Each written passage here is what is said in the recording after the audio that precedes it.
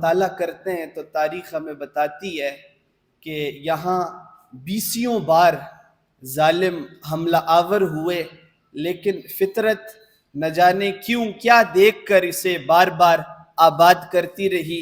وہ کسی نے کیا خوب لکھا کہ ہزاروں سورج نکلے پھر بھی وہی ربط جمال، پہلے بھی تھی پھول پہ شبنم، پھول پہ شبنم آج بھی ہے۔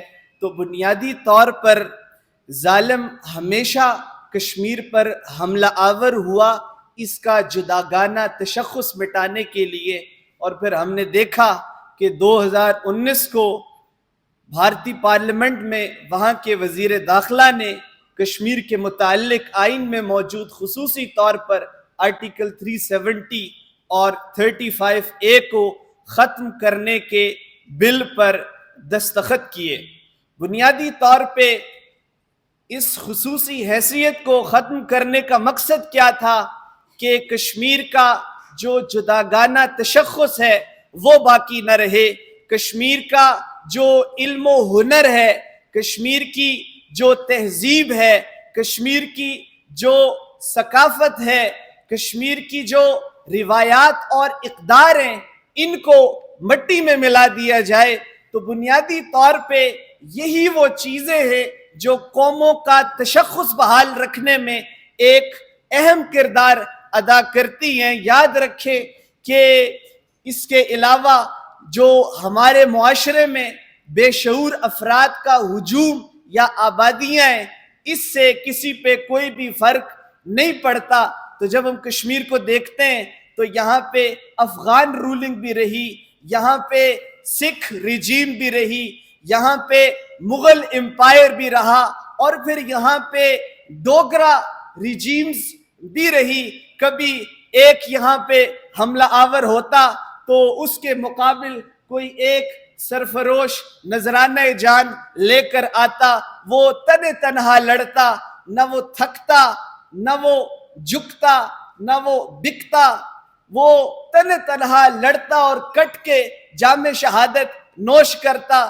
پھر جب ظالم اپنی فتح کے جشن مناتے تو پھر کوئی اور سرفروش نذرانہ جان لے کر کے سر محفل آ جاتا اور جو ہے وہ صدائے حریت کو بلند کرتا۔ تو بنیادی طور پہ کہنے کا مقصد یہ ہے، وہ ایک دانشور کا قول ہے کہ اس کو اپنی قوم کو شعوری طور پر بیدار کرنے کے لیے 29 سال کا وقت لگا۔ تو جب اس کی قوم شعوری طور پر بیدار ہو گئی تو انہوں نے 1 سال کے قلیل وقت کے اندر آزادی کی نعمت کو حاصل کیا۔ تو اس سے پتہ کیا چلا؟ پتہ یہ چلا کہ آزادی کی نعمت بندوق کی نالی سے نہیں بلکہ وہ شعور کی کوکھ سے جنم لیتی ہے۔ تو میں بحیثیت کشمیری جب تحریک آزادی کشمیر کی طرف دیکھتا ہوں تو مجھے کشمیری عوام میں شعوری طور پر بیداری کا ایک زبردست سا جو ہے وہ فقدان نظر آتا ہے۔ اس کے ساتھ ساتھ آج کے دن کی وساطت سے اہلیان پاکستان اور بالخصوص ہر ذی شعور کی یہ ذمہ داری ہے کہ وہ مقبوض کشمیر کے حالات کے پیش نظر اپنا تزکیہ کرے، اپنا جو ہے وہ محاسبہ کرے کہ ایمان کے ناطے، پڑوس کے ناطے ہمارا کردار کیا ہے۔ عالمی ضمیر تو مردہ ہے ہی، اور اس کی کرمنل سائلنس، مجرمانہ خاموشی ہمارے سامنے ہے، لیکن ایمان کے ناطے اور پڑوس کے ناطے ہمارا کردار کیا ہے؟ اللہ کے رسول صلی اللہ علیہ وسلم نے فرمایا کہ المسلم کا جسد الواحد، کہ تمام مسلمانان عالم ایک جسم کی مانند ہیں۔ تو یہاں جسم سے تشبیہ کیوں دی کہ جب آپ کے وجود کے کسی ایک حصے کو تکلیف ہوتی ہے تو آپ کا پورا وجود بے قرار ہو جاتا ہے۔ اور پھر کشمیر کے متعلق تو قائد اعظم رحمت اللہ علیہ نے فرمایا تھا کہ کشمیر پاکستان کی شہرگ ہے۔ کیا کہ یہ کوئی جذباتی جملہ تھا؟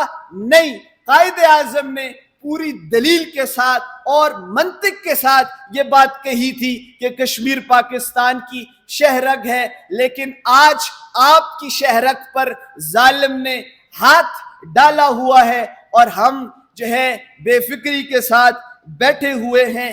صرف 5 فروری اور 5 اگست کو یوم استحصال اور پھر 5 فروری کو یوم یکجہتی کشمیر منا کر یہ سمجھا جاتا ہے کہ شاید ہم نے فرزندان کشمیر کے تڑپتے ہوئے لاشوں کا حق ادا کر دیا. نہیں، اب ہمیں اس سے آگے نکل کے جو ہے کشمیریوں کے ساتھ عملاً جو ہے وہ کھڑا ہونا پڑے گا. ہندوستان مقبوضہ کشمیر کے اندر آبادی کا جو تناسب ہے اس کو مسلسل جو ہے وہ تبدیل کر رہا ہے. اس لیے اب ضرورت اس امر کی ہے کہ یہ جو ڈیموگرافی کو تبدیل کیا جا رہا ہے تو آزاد کشمیر کے اندر جو مقیم کشمیری ہیں، ضرورت اس امر کی ہے کہ ان کا جو ڈیٹا بیس ہے اس کو ترتیب دیا جائے. گلگت میں موجود جتنے افراد ہیں ان کے ڈیٹا بیس کو، اور پھر پاکستان میں جو مادر پدر کشمیری ہیں ان کا ڈیٹا بیس، اور پھر جو کشمیری ڈائسپورا ہے. ممکنات میں سے ہے کہ اگر مستقبل میں کوئی استصواب رائے کی صورتحال پیدا ہوتی ہے تو ہم پہلے سے اس کے لیے بھی تیار ہو جائیں. یاد رکھیں کہ ہمیں مقبوضہ کشمیر کے حوالے سے ایک پرو ایکٹیو پالیسی تشکیل دینے کی ضرورت ہے. ہم ہمیشہ سے اس انتظار میں رہتے ہیں کہ ہندوستان کوئی جارحانہ اقدام کرے تو ہم اس کے رد عمل میں جو ہے ایک پالیسی تشکیل دیں گے. تو قومی سطح پہ مسئلہ کشمیر کے متعلق کانسنسس تو سب اس پہ متفق ہیں، لیکن ایک پرو ایکٹیو قومی سطح کی کشمیر پالیسی کو تشکیل دینے کی ضرورت ہے. اور 2019 کے بعد ہم نے دیکھا کہ جو انٹرنیشنل فورا ہے وہ کسی بھی قانونی نقطے پر فیصلہ نہیں کرتا، بلکہ وہ آپ کی لابنگ کو اور آپ کی پولیٹیکل پاور کو دیکھتے ہیں. اس لیے ہمیں جدید دور کے اندر ماڈرن لابنگ کی ٹیکنیکس کو ملحوظ رکھتے ہوئے جارحانہ انداز میں سفارت کاری کرنے کی ضرورت ہے. ممکن ہے کہ اس سے دنیا کا جو اجتماعی شعور ہے وہ جاگ جائے. میں اسی پہ اپنی گفتگو کو اختتام کرتا ہوں. آپ سب کی سماعتوں کا بہت شکریہ.